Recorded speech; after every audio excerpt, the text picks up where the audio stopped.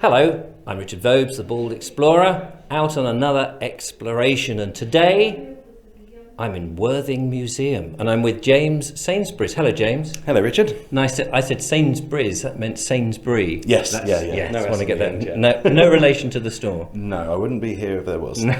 I'd be on an island somewhere. Yeah. Oh, fantastic. However, your shelves are filled with stuff that's very out of date.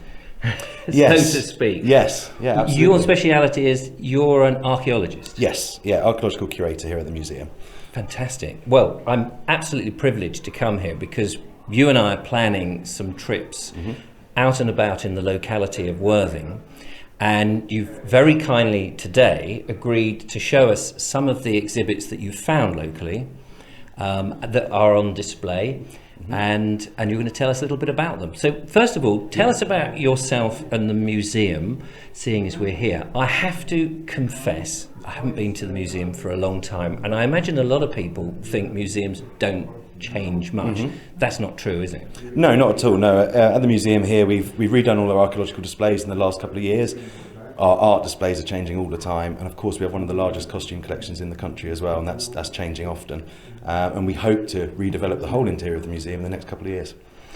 So your speciality, archaeology, let's just quickly find out what is it about archaeology that floats your boat, so to speak? I think I was inspired by my father, who's always took me up into the Downs since I was very young, before I could remember, and also Time Team, of course. And it's that idea of holding an object for the first time since anyone else has held it for sometimes thousands of years. So if you finding a flint axe on the Downs, it could be the first time in 6,000 years or longer anyone's actually held that object. And for me, that still holds as much fascination as it did when I was a kid. Regardless of whether it's just a piece of bone china or pottery or pretty much. Or something valuable. I get more excited about a bit of pottery in a field than a coin, funnily enough. Right. So it doesn't really matter what it is. It's just that idea that you're finding something. And presumably these finds, they are the jigsaw pieces of a big story. Yes, absolutely. Some of the sites we have finds from here in the museum, and also ones I do in my own time. You can have whole eras spread over thousands of years where people can go into the same spot, sometimes for environmental reasons, other times for religious reasons, etc. So it's all about building up a story about the local history. And I guess, this goes not just for Worthing, but everywhere. That everywhere has its own story. We're going to focus on this local story.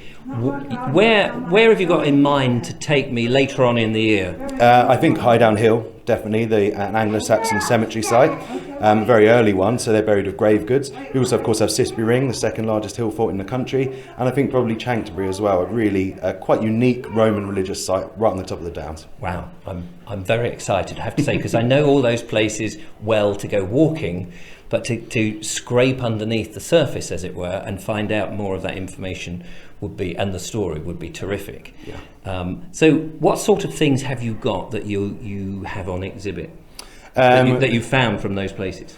Well, Cissbury Ring, for example, is one of the easily the second largest flint mining site in the country, and that dates back to around 3,500 BC. So we literally have tons and tons of flint tools from there. Okay, now I've got to ask you a question, Yes. because every time I read bits of history of Sussex, and they talk about Cissbury, and they talk about the flint mines, and then they talk about the sort of knapping or whatever the process was where they chip off these flints to make arrowheads and things. How do you really tell the difference between something that is just a chip and something that is an arrowhead? Well, I think it's through experience. I mean, I've been here for 4 years now, and I'm starting to recognise a lot more of the forms. It really depends on what type of tool they're going to make. So with a scraper or an axe, you're looking for a bulb with percussion, and this is where the knappers actually hit the flint, and it will leave a bulb on the bottom side. Obviously, you can also look for sharp edges, but think places like Cissbury, where there's been so much industrial flint tool production, is that the vast majority of what you find will be flakes. So these will be the debitage, the bits that have flown off the flint. Yes. And they'll be very sharp, but they're not tools in their own right. Right. So to the trained eye, it is obvious what... It's not always obvious. No, it's not always obvious, but it becomes easier the more you look and the more you study it. Yeah. And some things are obvious. I mean, an axe, you'll know that it's not just a normal flint. Right. Yeah. You can tell that it's man-made in some description. Yeah. Right. Yeah. And Up at Highdown, you talk about the Saxon cemetery. Yes. What sort of things do you find in a Saxon cemetery?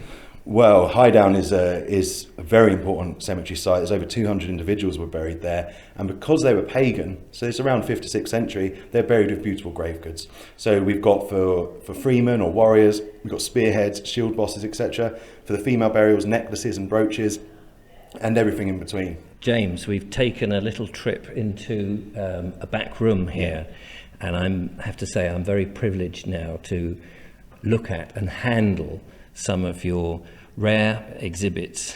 Could you tell us what we're looking at?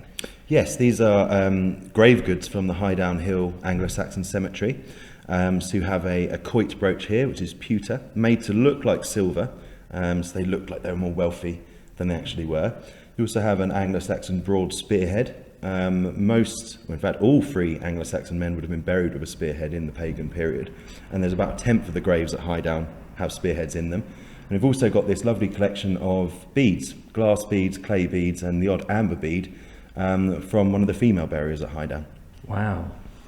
Highdown is very important to us. Yes, yeah, Highdown is one of the earliest Anglo-Saxon cemeteries in West Sussex. In fact, it is the earliest in West Sussex. Unfortunately, there's been quite a number of excavations over the last century or century and a half, and nothing's really been published. So we're hoping we can change that in the next couple of years. And we are doing more work up there this year by doing a geophysical survey to see if there's an extension to this cemetery. An interesting thing that I've often wondered is, why were they high up when water is low down? Well, they didn't necessarily live at the top of the hill, but their cemetery was. And Right. you find that of a lot of early Anglo-Saxon cemeteries, they'll be on prominent points. In many ways, a bit like the earlier Bronze Age burial mounds. They're on the summits of hills with views over what could well have been their land. Yes. And the land was relatively clear by then, wasn't it, in the Saxon times, in terms of the tree clearances? Yes, absolutely. Highdown would have been cleared of tree cover, and down on the coastal plain below, though we know from Anglo-Saxon writings there was some woods. For example, Bede talks of a forest at Bosham near Selsey. We imagine that it was relatively densely occupied, and we know that from the Roman finds, who obviously were just before the Saxon arrival. Are things that you have here mostly found from archaeological excavations, or do occasionally somebody come in and say, I dug this up in my garden? Mostly from archaeological excavations, and most of them earlier in the 20th century. But we do have people bringing things in from their garden. For example, we had a small statuette of Venus found recently, which a gentleman donated to us. His mother found that in the garden in the 60s. And we actually also had a couple contact me back in November. She was digging her rose bed and a Saxon spearhead came out. So we're hoping we can go back in there and actually see if there's a burial. It always surprises me that stuff is in the ground after all this time, not because of the time factor, but when I think of what we do with our rubbish, it is collected and taken away. And I guess a lot of it is in landfill for future generations to dig up. You know, what is this plastic? Yeah. They invented something very stupid. I always think it's amazing that, you know, something can be dropped at a roadside and that you can read into that one thing quite a lot, whether that's supposition or speculation or actual fact. That just completely surprises me and astonishes me. Yeah, I mean, think obviously in the distant past, people would get rid of their rubbish, but they usually put them in pits, and that's where we get most of our information from. I see. You know, Iron Age Roman pits.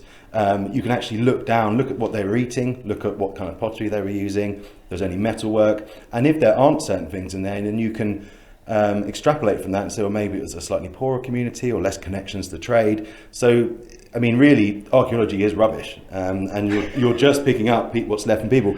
Having said that, of course, you do have sites like Highdown where it's they've been purposely put in the ground for a religious purpose, Right. and that's the same with some Roman sites like Chanctonbury, for example. So you're not just bin sifters. Not just, no. 99% of the time we are, no. Brilliant. Finally then, before we move on, the museum itself, I was just quite interested because I've always led to believe that there was some form of Roman villa or something on here. And is that true? Yes, it is true. Yeah, we have a number of boxes of Roman finds when they were building the museum in 1907 into 1908. Some of it's complete pottery, and we do have some roof tiles and floor tiles. So we think it could have been some form of villa, though I'm very wary of using that term. It's no Fishbourne Roman palace, but it would have been a substantial building on this high ground in central Worthing. Brilliant. James, thank you very much. My pleasure. Thank you. Thank you. I'm very much looking forward to heading off up into the countryside with you and to explore more. But for now, thank you so much, James. It's been an absolute joy. Thank you very much.